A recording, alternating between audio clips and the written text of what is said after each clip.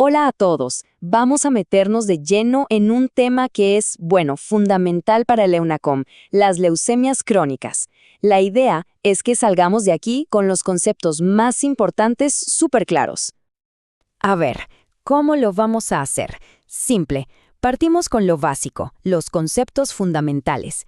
De ahí nos vamos de cabeza a la leucemia mieloide crónica, después a la linfocítica crónica. Las vamos a poner cara a cara para ver bien las diferencias y al final, lo más importante, un resumen con los puntos que sí o sí tienen que saber para el examen. Listo, empecemos por el principio.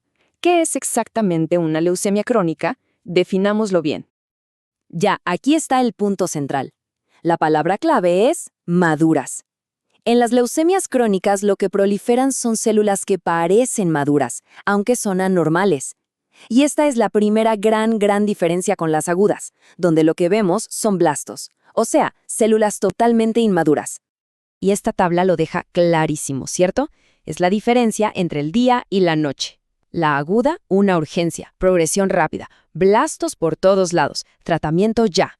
La crónica, un curso mucho más lento, indolente como se dice, con células que parecen maduras y donde a veces ni siquiera se necesita tratar de inmediato. Perfecto. Con esa base clara, vamos con la primera de las dos grandes, la leucemia mieloide crónica, o LMC. Y aquí la pregunta del millón es, ¿qué la gatilla? Porque tiene un origen genético súper específico. Ojo aquí. Si hay algo, una sola cosa que tienen que tatuarse en la memoria sobre la LMC para el EUNACOM, es esto. El cromosoma Filadelfia. Es el sello de la casa. Es patognomónico.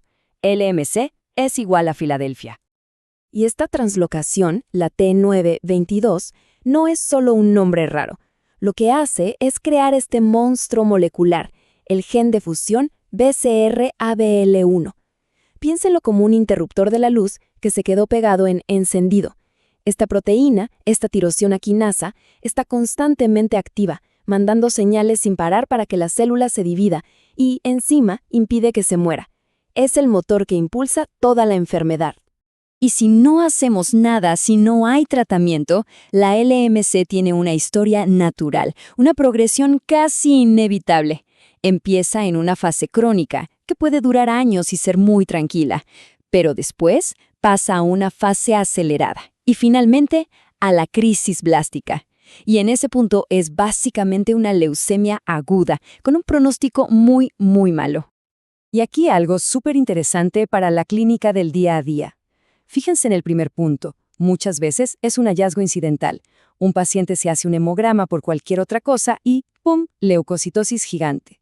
Ahora, si ya da síntomas, el clásico del libro es la esplenomegalia masiva, o sea, un vaso gigante tan grande que el paciente se queja de que se llena al tiro al comer. Eso hay que ir a buscarlo al examen físico, es un dato clave. El diagnóstico entonces sigue un camino muy lógico. Todo empieza con la sospecha en el hemograma: leucocitosis brutal, desviación a la izquierda, vasofilia. De ahí vamos a la médula ósea para confirmar que está hasta el tope de células mieloides. Y luego, la confirmación definitiva. Buscamos el cromosoma Filadelfia con un cariotipo y para afinar aún más y para el seguimiento, cuantificamos el gen BCR-ABL1 con PCR.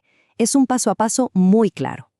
Y si el diagnóstico es preciso, el tratamiento es una maravilla de la medicina moderna. Aquí es donde entraron a cambiar el juego los inhibidores de la tirosina quinasa, los ITK. Fármacos como el imatinib no son quimio general, no. Son balas de plata, van directo a apagar ese interruptor que estaba pegado a inhibir la proteína BCR-ABL1. Esto transformó una enfermedad casi siempre fatal en una condición crónica manejable.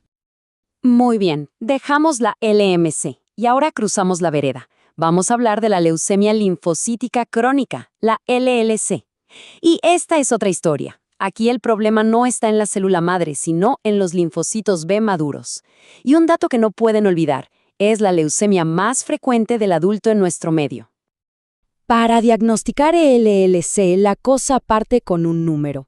Un número que hay que saberse de memoria. Más de 5.000 linfocitos B monoclonales por microlitro en sangre periférica. Y ojo, tiene que ser persistente. No vale una medición aislada. Ese es nuestro umbral diagnóstico. Pero no basta con el número. Hay que confirmar que esos linfocitos B son todos iguales, o sea, clonales, y que tienen un perfil específico. Y para eso la herramienta es la citometría de flujo. ¿Qué buscamos? Esta combinación que es súper característica. Son linfocitos B, o sea, marcan CD19, CD20, pero, y aquí la clave, también expresan un marcador típico de linfocitos T, el CD5. Esa coexpresión de CD5 y CD19-20, junto con CD23, es el sello de la LLC. Y ahora un concepto que es fundamental en el LLC y que a veces cuesta entender al principio. Es la estrategia de observar y esperar, o watch and wait, que significa que si tenemos un paciente con diagnóstico de LLC pero está asintomático en una etapa inicial, no se trata, no le damos nada. Y no es por negligencia, es porque se ha demostrado hasta el cansancio que empezar el tratamiento antes de tiempo no mejora la sobrevida. Así que la conducta correcta es vigilar. Entonces, ¿cuándo sí tratamos? Cuando la enfermedad despierta y empieza a dar problemas. Y esos problemas son muy específicos. Los clásicos síntomas B: fiebre, sudoración, baja de peso. O cuando los ganglios o el vaso crecen mucho y molestan. O muy importante, cuando la médula ósea empieza a fallar y aparecen anemia o trombocitopenia. O si los linfocitos suben muy, muy rápido. En esos casos, se acabó la espera y hay que tratar. Ok, entonces decidimos tratar. Pero, ¿cómo sabemos si el paciente tiene una enfermedad de buen o mal pronóstico? Para eso, miramos la genética del clon leucémico. Y aquí, el marcador de mal pronóstico por excelencia es la de lesión del cromosoma 17p. ¿Por qué es tan malo? Porque ahí vive el gen TP53, el guardián del genoma. Si perdemos eso, la enfermedad es mucho más agresiva y además resistente a la quimioterapia clásica. Perfecto. Ya vimos las dos por separado. Ahora, para que los conceptos queden bien fijos, pongámoslas una al lado de la otra. Este tipo de comparación es oro puro para estudiar para el EUNACO. Esta tabla es un resumen espectacular. Fíjense bien. La célula de origen, célula madre en la LMC, linfocito B maduro en la LLC. La edad, la LMC es de gente un poco más joven que la LLC, que es típicamente de adultos mayores, sobre los 70. El hallazgo clave, Filadelfia en una, linfocitosis CD5 positiva en la otra. La clínica, esplenomegalia gigante en LMC, ganglios y más infecciones en LLC. El frotis, granulocitos por montones en LMC, las famosas sombras de Gumprecht en LLC.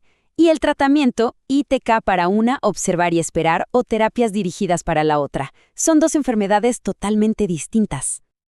Y ya para ir cerrando, vamos a destilar todo esto. ¿Cuáles son los conceptos que no se nos pueden escapar? Los puntos de alto rendimiento para el examen. A ver, esta es la lista para memorizar. Si en el examen leen LMC, en su cabeza tiene que sonar cromosoma Filadelfia, BCR-ABL1, esplenomegalia masiva y tratamiento con ITK. Punto. Si leen LLC, piensan paciente mayor, ganglios, linfocitos B que expresan CD5 y la estrategia Watch and Wait si está sintomático. No se olviden de los factores de mal pronóstico en LLC, como la de lesión 17p, y sus complicaciones, como las citopenias autoinmunes y las infecciones. Y para que le den una vuelta, les dejo esta pregunta clínica. Tienen un paciente con LLC que de repente hace anemia y trombocitopenia. ¿Cómo sabemos si es porque la médula ósea está llena de leucemia o si es un fenómeno autoinmune que también es común en LLC? Pensar en esto nos obliga a ir más allá del diagnóstico base y a estar atentos a las complicaciones, que es donde muchas veces se juega el pronóstico del paciente.